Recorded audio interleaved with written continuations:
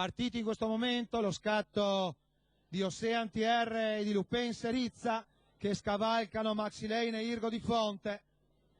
Ocean TR in vantaggio, Lupin Serizza che cerca di parcheggiare nella sua scia, la prima curva, manovra che riesce all'allievo di Vitali, intanto ha galoppato Loreto Jet nelle retrovie. Fallo numero 7, Loreto Jet, squalificato. Ed incorre nella squalifica, 15-1 la frazione. Muove Maxi Lane, si porta su Ocean TR, ai 300 di gara lo scavalca, ed è nuovo leader. Si mette di fuori anche Mr. Jens. Frazione in 15-7, l'accelerazione proposta da Maxi Lane ha fatto venire fuori un quarto sotto al 31.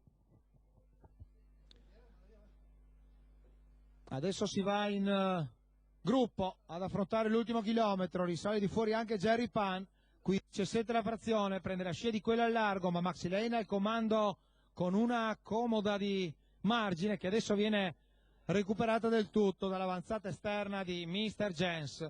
Pariglie perfette, 800 alla fine, in coda è finito Irgo di Fonte, di fuori c'è anche Orso in piedi, frazione in rallentamento, 16 secco, Mr. Jens che costruisce fuori a Maxi Lane, cavalli molto raggruppati, tra il primo e l'ultimo non ci sono 30 metri.